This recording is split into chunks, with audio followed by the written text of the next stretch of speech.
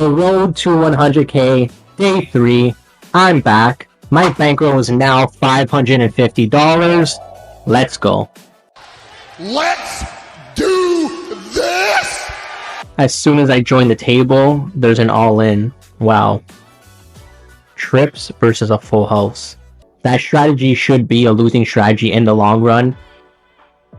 No matter how good you are, you can't control the card, so playing every hand like it's all in, not really the best strategy.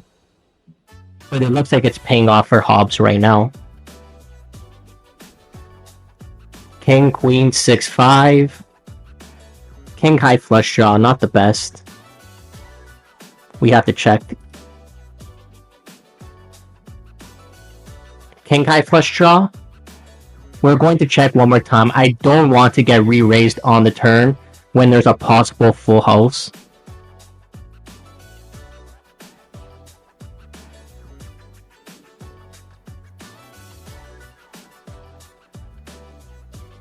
Now we're going to put out a little bet just to get some value out of this hand. So let's bet $3. I did not want to raise on the turn. Like I said, if I get re-raised, I have to fold. I'd rather wait for the river to come out. If one of them wants to bet, I'll straight call. If not, I'll do a value bet on the river. But to bet that turn, there's really no point. This is a very nice hand. Ace 10, 6-5, Ace 10 suited, 6-5 of clubs. We have to call this pre-flop.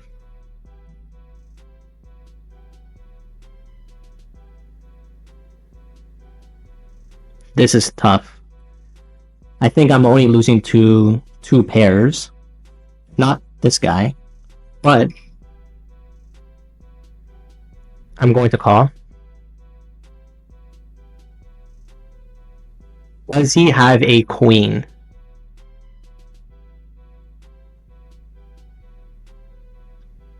I don't believe so.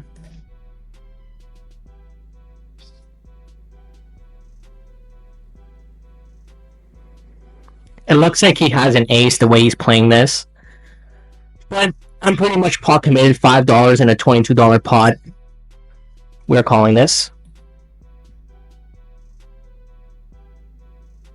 Good call. He's hitting hands and he's getting hands.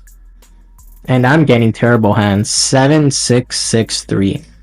What am I supposed to do with that? Never mind, full house. What am I going to do with 7, 6, 6, 3? Only hit a full house. Well, that sucks. The best hand we got in a while. Let's call. 2 pairs raise.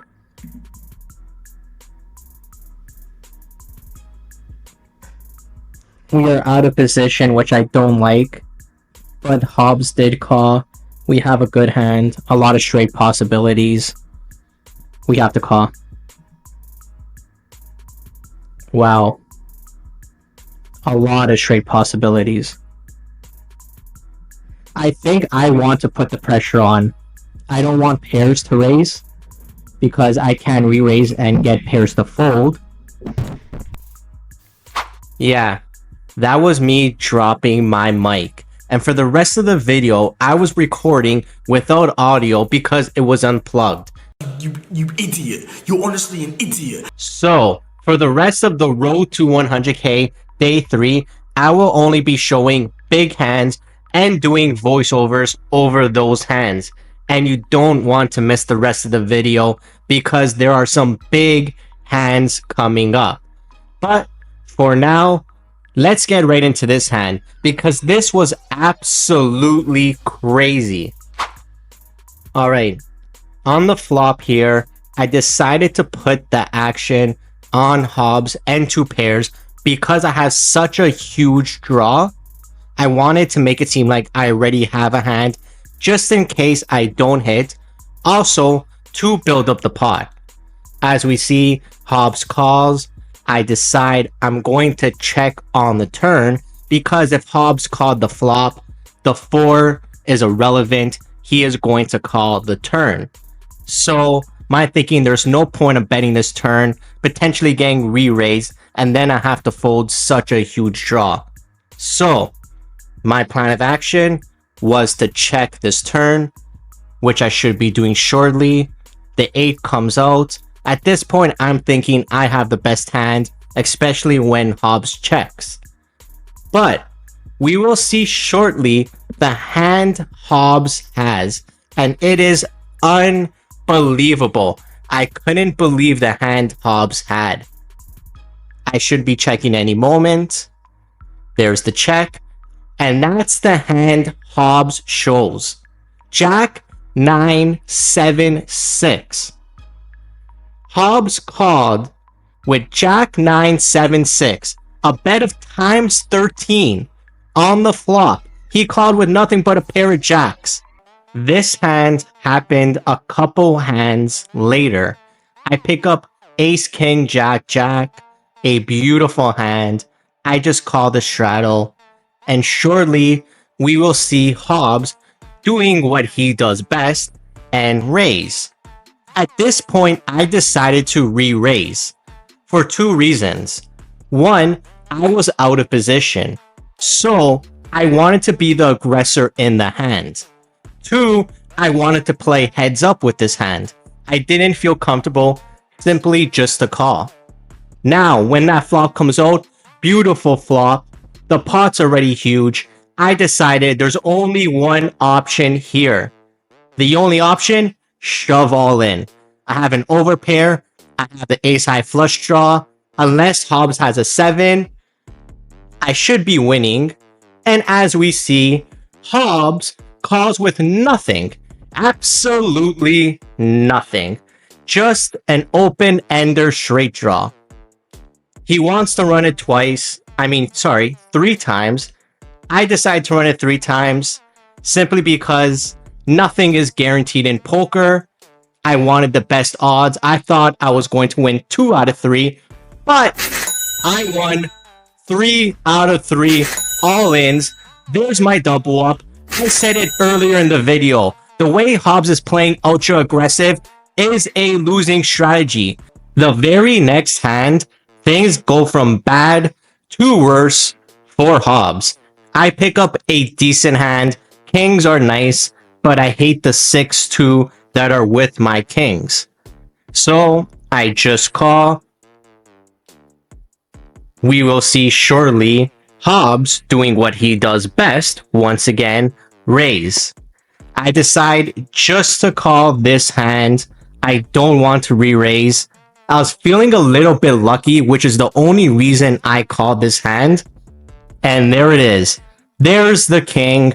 Hobbs will check this flop. Now, here is my thinking on this flop. It is a beautiful flop. So if I do a small bet, Hobbs might be thinking I'm trying to steal the flop, which will entice him to call, which he does. But when the ace of diamond comes on the turn, that is a terrible card. I decide enough of the games. I'm going to win the pot right here, which I do. The ace of diamond brings out a flush draw. Also straight possibilities. If a jack comes out like it did on the river, a queen, or a 10. I did not want Hobbs to chase because he loves chasing the straights. Here is another huge hand I was not a part of. Big initially re-raised to $4. Andrew re-raised. Hobbs goes all in. It goes back to the big. He re-raises all in. Now it's Andrew's decision. Will he fold or will he call? We see another re-raise. There's a call. A 3-way all in. This pot is massive. And when you look at the hands, you're saying, what are you guys doing? Only big had a hand. Andrew with the king 10-4. I mean, if someone has pocket aces, you're drawing dead to really a king or a straight with a queen jack ace. Is that really what you're hoping for? But Andrew does hit a 2-outer. He hits the king. He triples up. That was a massive hand. The very next hand, we pick up king jack 5-4. Pairs raises. Big re-raises all in for under $3. Here I will simply call. And we will see pairs, of course, will call. On the flop, I hit 2 pairs, and I decided to be the aggressor for 2 reasons. One, nothing's going to come out on the turn or river that will improve my hand, except for a king and 5. And I wanted to get pairs out of the hand so I could play heads up. We are now heads up. The 2 of clubs comes out, irrelevant, and the jack of hearts. There we go. There is another pot. A small pot, but a good pot. And here is the last big hand of the session. I have 9-7-6-5. Andrew raised and I called because my hand gives a lot of straight possibilities, which I just hit on the flop. I'm going to check here, hoping for a bet so I can re-raise. Unfortunately, everyone checks. The 3 of diamond comes out on the turn. I hate that brings out a flush draw, so I bet into the pot on the turn. We are going to see 2 pairs at this moment in a second. Any second now. Any second now. Going to raise. And here's my thought. If I just call this, I'm giving 2 pairs the opportunity to hit a flush, a small flush on the river. I don't want that to happen. So I bet pot, forcing 2 pairs to fold if he has a small flush draw. If he has a big flush draw, we're flipping on the river. But he folds. I did not want pairs to chase his flush and hit. Unfortunately, shortly after that hand, players sat out, players left that table, and I was left alone. So that marked the end of day 3. I sit at the table with $125, which is a profit of $75, and that brings my bankroll to a total of $625, a profit of $125. This was the road to 100K, day 3. Don't forget to like, don't forget to subscribe. The road to 100K, day 4 will be coming up shortly.